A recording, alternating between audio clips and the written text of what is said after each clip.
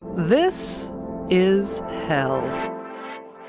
There is political power in our passions and our desire for pleasure. We can actually feel good about ourselves and the world we live in by engaging in what our next guest calls pleasure activism. Yes, activism can feel good, and if political activism can actually give you pleasure, then guess what people will actually want to do more? Here to explain social justice facilitator focused on black liberation, emergent strategist, doula, healer, auntie extraordinaire, and political activist Adrienne Maree Brown, author of Pleasure Activism, The Politics of Feeling Good. Welcome to This Is Hell, Adrienne.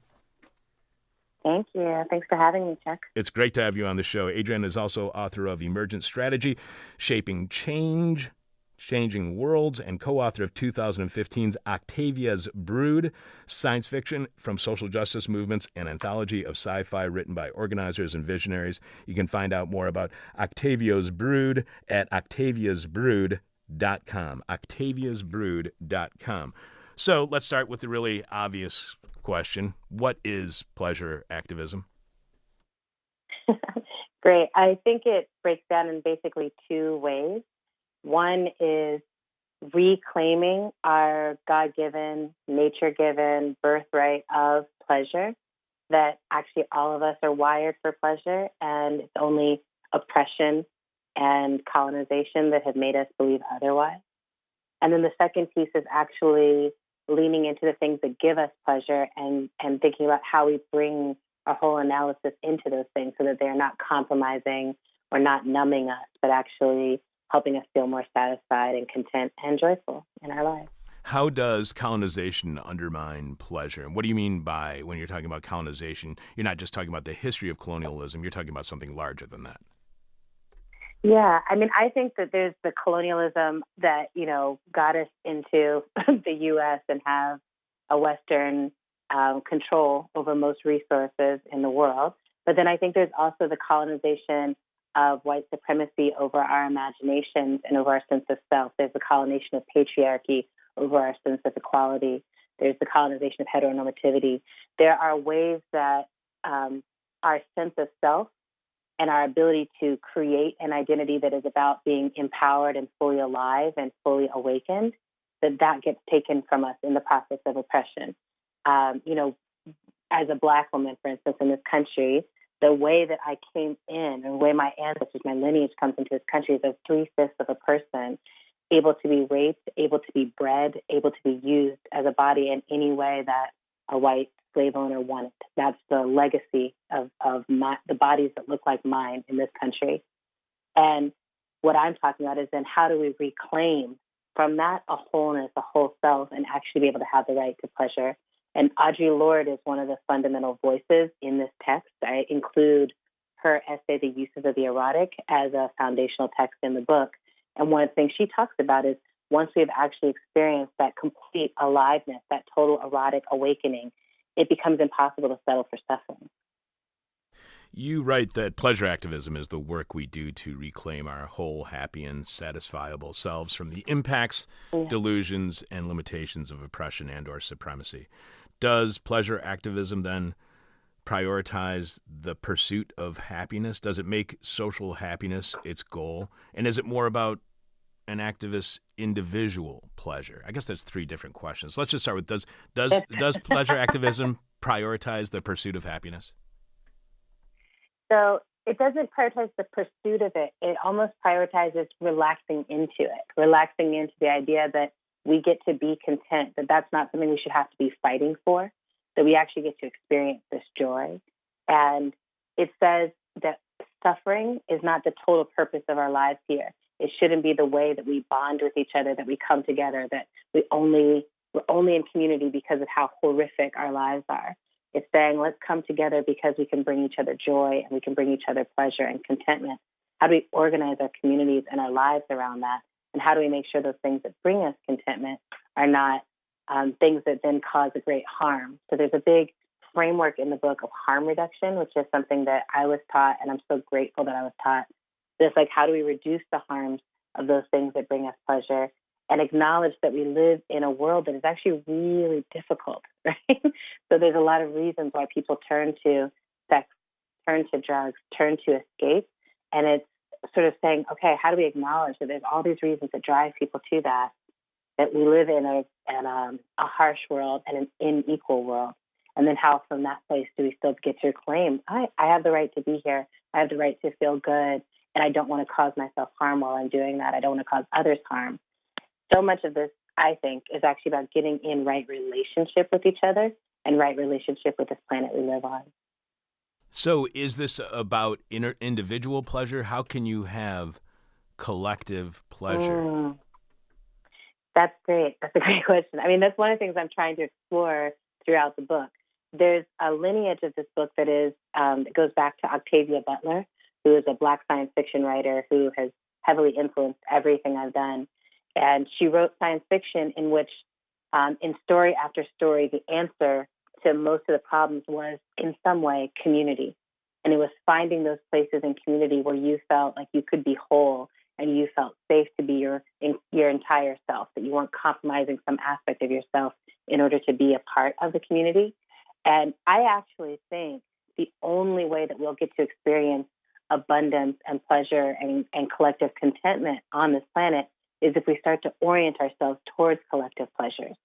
I think if we orient towards individual pleasure, we go down this path that takes us towards individual excess and individual greed. And I think a lot of what we understand as the way that capitalism works in this country is rooted in this idea that we're individuals, that we're not interdependent and interconnected on this planet.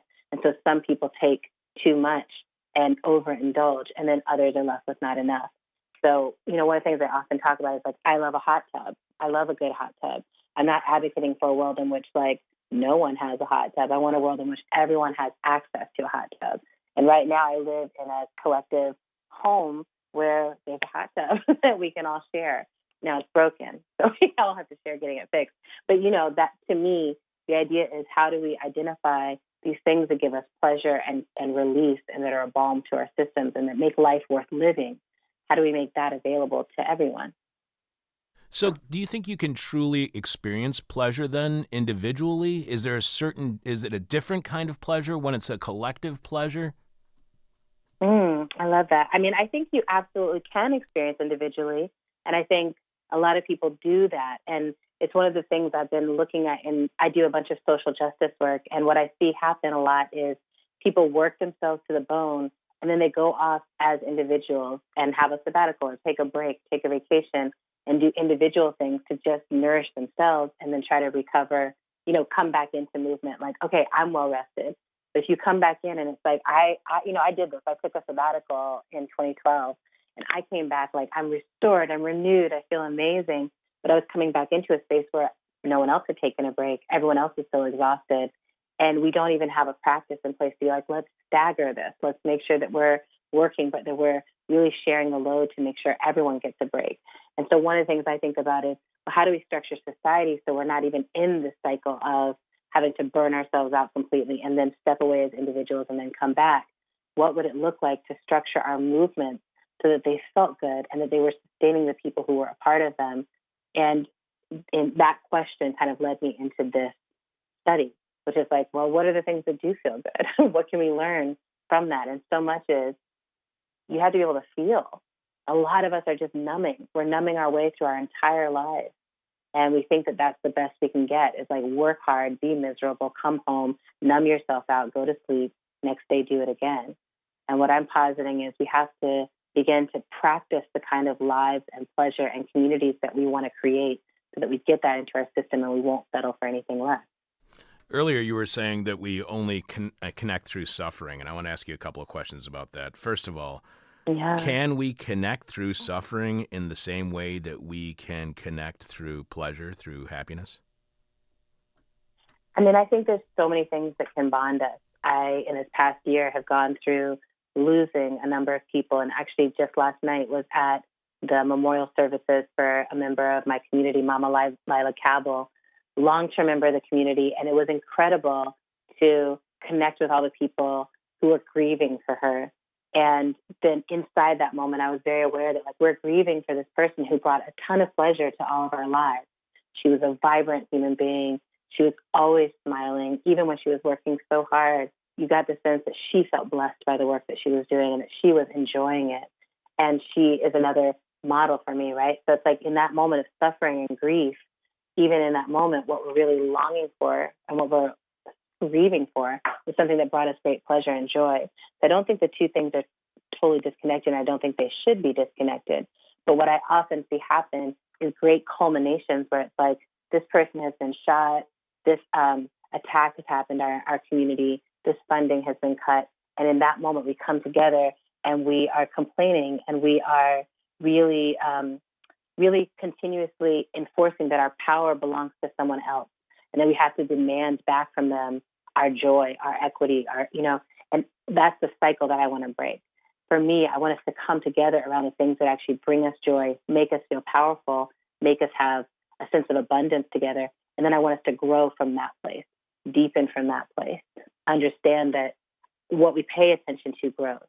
So if we grow, if we pay attention all the time to the things that make us suffer and the things that make us feel powerless, I think that's what we grow, is a sense of there's nothing I can do. I can only grind in this way. I'll never get to experience joy in my lifetime. And I'm a testament to the fact that another way is possible, right? Like, I'm like, oh, I know what it is to be in communities that are centering themselves around loving and caring for each other and lifting each other up. And those movements are having a huge impact in Black liberation work right now. Do you see that reinforced in the kind of media coverage we see where they talk about the resilience of a town after a tornado? Or you hear people, like here in Chicago, if there's a big snowstorm, you'll hear people in the media, the news anchors saying, oh, it's so great when there's a huge snowstorm because you see how much people support each other by getting out of each other's way on the sidewalk or helping digging them out of the snow or whatever the case is. Do you think the media, what do you think the impact is of the media constantly celebrating the resilience after disasters and the shared suffering of the public? Mm-hmm. I always think that one of the sad things in the media is that resilience gets told as an individual story, and that resilience are told as like one small act that someone's doing for another person. But often, and I live in Detroit, often that narrative of resilience is used to avoid actually coming through and providing support and resources to people. But it's interesting you mentioned that, because the story I see much more often in the media is the story of our suffering and the violence that we're doing to each other, and what I think of as the bad news or the crisis news. And I find that most of the people in my life listening to the news, especially this past few years, is so much more traumatizing and damaging than it is informative, exciting, invigorating, making you feel proud to be a human or alive. And it's one of the things I actually pay attention to, is like, what are the stories that we are co-creating, and what are the stories we're telling? Are we telling stories of our own victory? And are we telling stories of the ways that we're supporting each other? And in those moments after the storm, I look at like Puerto Rico, I think about New Orleans, I think about the places I've been. It's that combination of great suffering and great recovering from harm. And I think that pleasure is one of the things that helps make us truly resilient, right? Not just rescuing and covering the ground that we should have covered by those elected officials and people that we have invested in to support us. But we're just covering that ground for survival. I think we push past that into thriving when we're able to find humor and connection and community in those spaces. This is why I loved your book. So you write, pleasure activists seek to understand and learn from the politics and power dynamics inside of everything that makes us feel good. This includes sex and the erotic, drugs, fashion, humor, passion work, connection, reading, cooking and or eating, music and other arts, and so much more. Why are politics that make us feel good necessarily good politics? Can't people who are bad people feel good about bad things, and then that creates bad politics? Yes, Chuck, work it. I see you working around in this question. I mean, I would say this. I feel like I made a note in the beginning about a word about excess, because I think that actually everyone does deserve to feel good. But I think that a lot of, when you talk about like bad people, I think a lot of times bad people are folks who have gotten twisted, like their relationship with other humans or their relationship with the planet has gotten twisted. So they believe they can take without having to return, without having to give. It's mutuality and being able to sense what is enough that actually brings pleasure, right?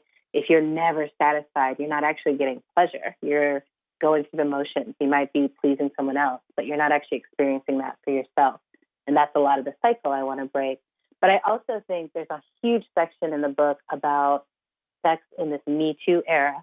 And a lot of that was written because it's like, so what do we do about the fact that nearly half of the species has been socialized to engage in bad behavior when it comes to intimate relationships? And it's like, you know, a lot of the move over the past few decades about my lifetime has been desexualize everything, desexualize the workplace, make more rules, shut down the energy. And I find that I don't see that work very often. What I see is stuff gets repressed and then it comes out in other ways, often in harmful ways. And so one of the things I'm really looking at is how do we create the processes and structures and begin to really practice them so that bad behavior gets shut down without having to dispose of human beings. We understand, like, if you're swimming in the water of toxic masculinity and you become a toxic masculine person, then how do we rescue you from that water, right? Well, I think the way you do it is by beginning to practice something else. Instead of saying you should never, ever, ever feel attraction to anyone, it's more like you need to learn how to accurately communicate around attraction. You need to understand how to hear a no or a boundary, how to tell if someone's not interested, and how to continue the relationship. I think that happens so often where it's like you express attraction and someone's not into you, and then it's like the relationship has to be over. Instead of just being like, hey, I'm not interested. There's so many human beings. Keep it moving, right? We can be friends. There might be another option. And I think because masculinity has gotten so toxified, any form of rejection can lead to violence.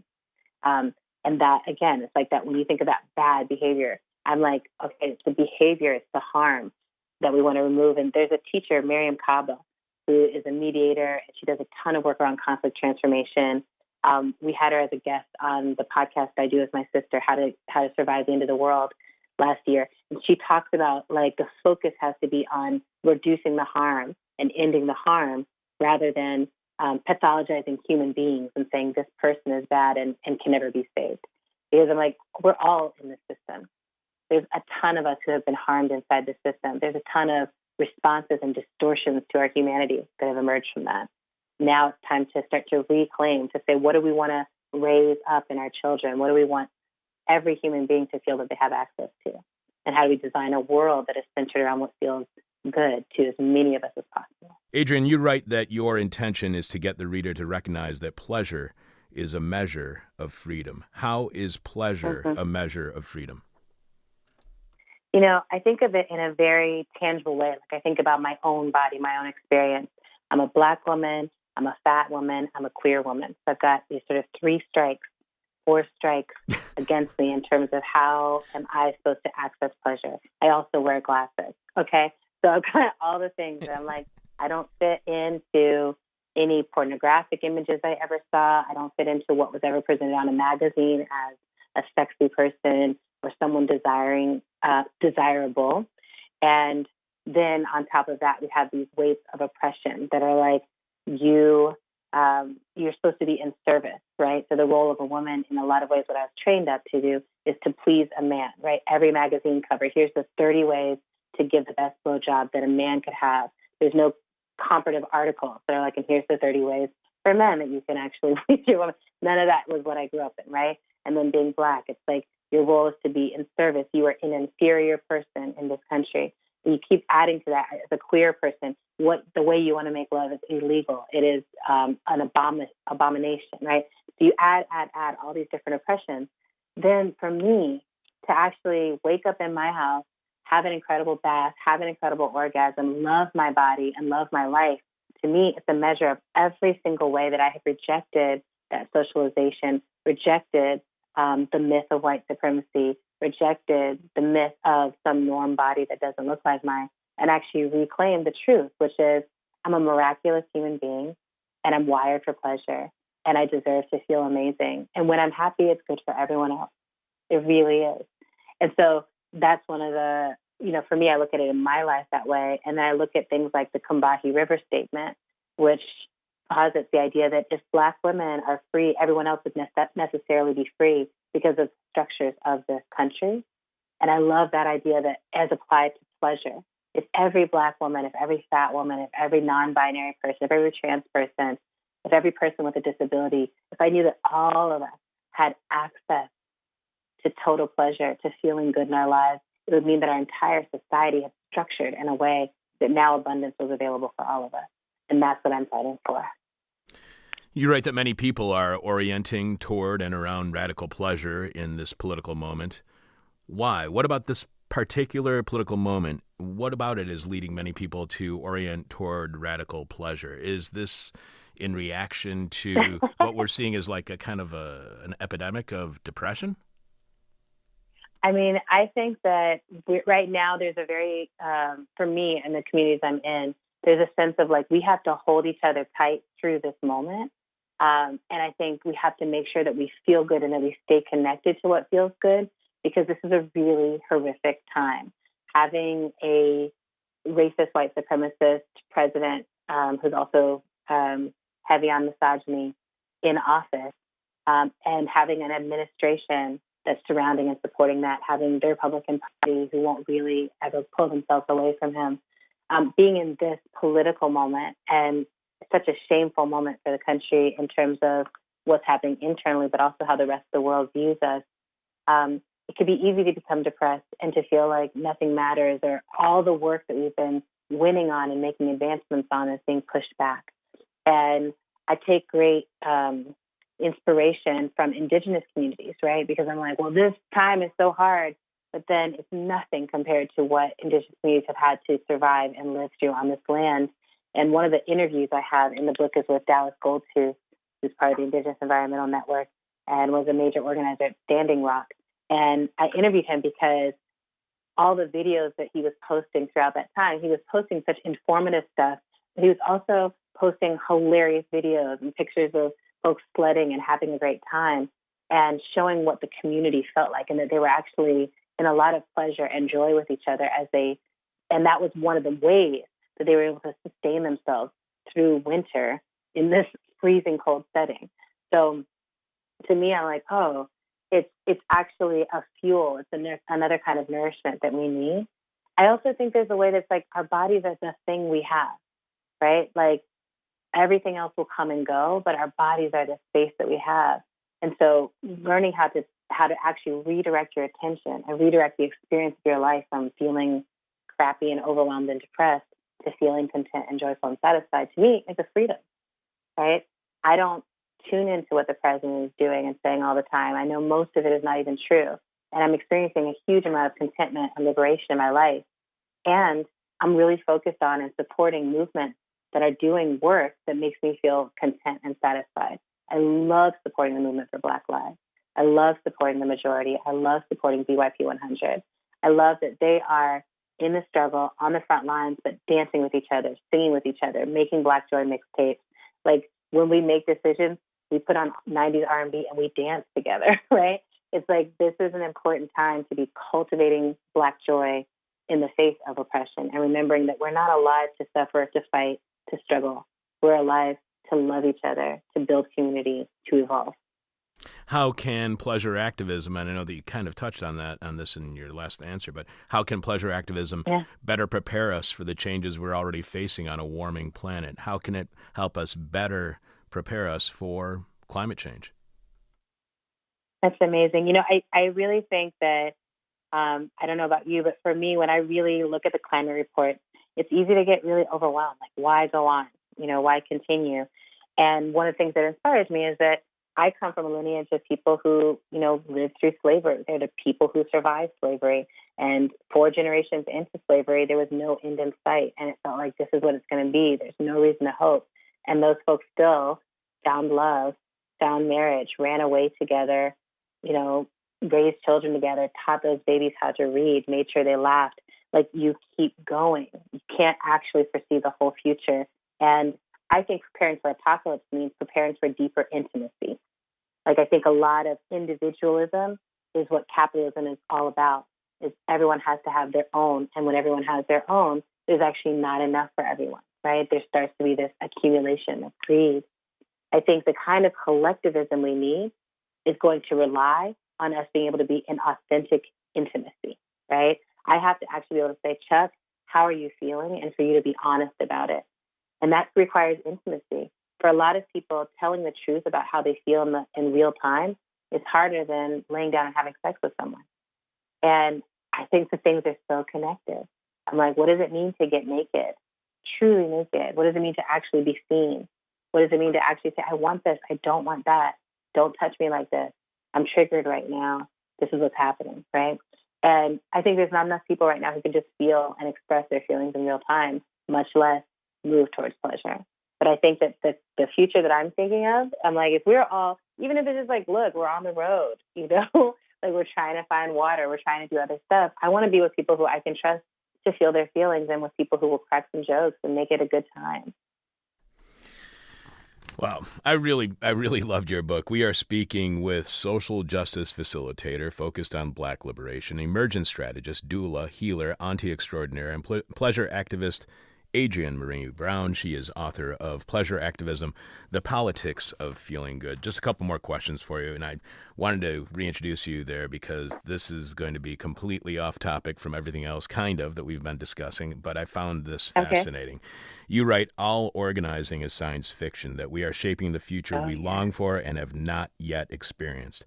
How is organizing, how is activism viewed differently when we see it as science fiction? Yay! I love this question. So a few years ago, Walida E. Marisha and I put out the book Octavia's Brood, and this was one of the core things that we realized as we were putting it together. It's like, we think of activism as this like very serious engagement. You read Marx once a year, you watch Malcolm X, like you do very serious things, you think serious thoughts.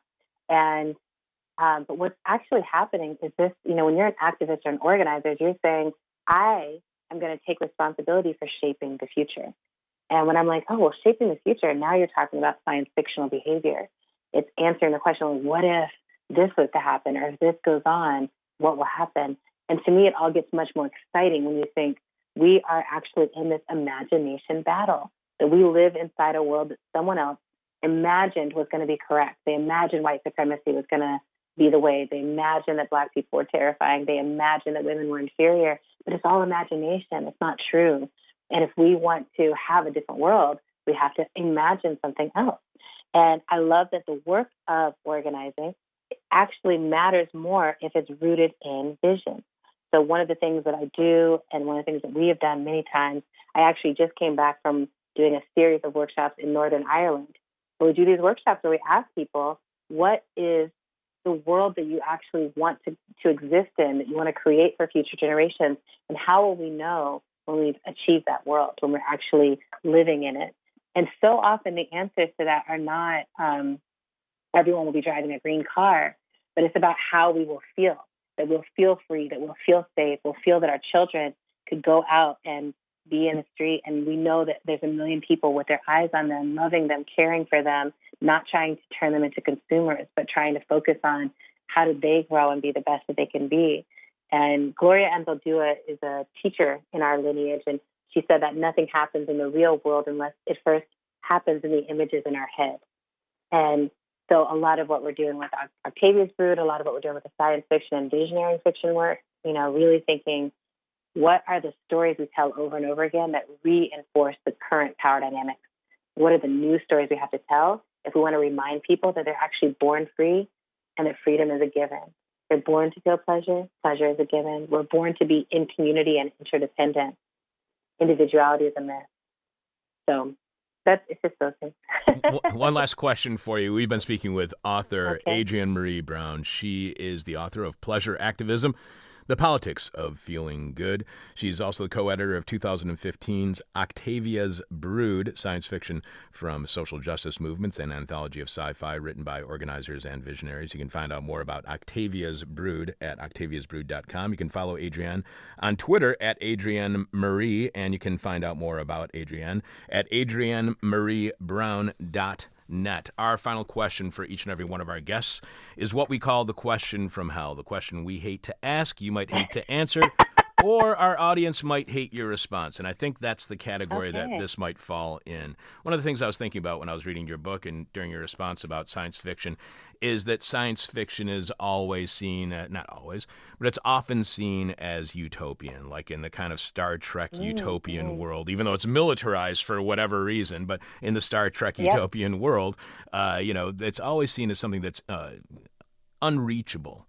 And so often when you think about activism and organization, activists and organizers are often labeled as being too utopian, being too impractical, not being pragmatic enough.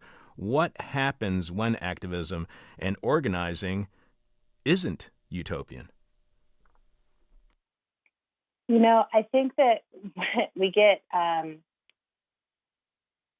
when it isn't utopian, I find that it's fear-driven. And fear doesn't get us where we want to go. It doesn't liberate us. Fear actually makes us smaller when what we need to be is growing in deep relationship with each other. Fear makes us competitive with each other. And I think once we start competing with each other, this is how we end up with some of what we have in our movements right now, which is everyone is fighting over dollars instead of fighting for freedom. I'm actually in the midst of writing a piece right now about this for those in philanthropy, because I'm like, I really want to completely transform how the work of organizing gets funded and how it happens. But one of the things I'll say is, if we, when we were writing Octavia's Brood, one of our things was there's never a utopia without a dystopia that's supporting it, right? You don't get heaven without hell. You don't get the White Tower without a bunch of people who are actually building and supporting and working that. It's one of the binaries that we hope to bust out of. How do we create something that's not utopian, and it's also not dystopian, but it's a future that is compelling and that we actually want to be a part of and work inside of, right? And I always say I'm not really that interested in the utopian version of things because I'm a problem solver. I'm a Virgo oldest child. I like figuring stuff out. But I want to be in a collective or community of people that are like, we all take responsibility for the future. We're all going to figure it out together. That's what I'm up to. Adrienne, I really, really enjoyed your book, and I cannot thank you I'm enough glad. for the conversation that we're having this morning. We have been speaking with author and pleasure activist Adrienne Maree Brown. She wrote the book, Pleasure Activism, The Politics of Feeling Good. You can find out more about Adrienne at her website, adriennemareebrown.net, and you can follow her on Twitter at Adrienne Maree. Thank you so much for being on our show this week. I really, really appreciate it. Thanks, Chuck. Have a really good one, and tell all your folks out there to have a great day. No, thank you very much, Adrienne. You've been listening to a This Is Hell interview. For more interview hell and to support the show, visit thisishell.com.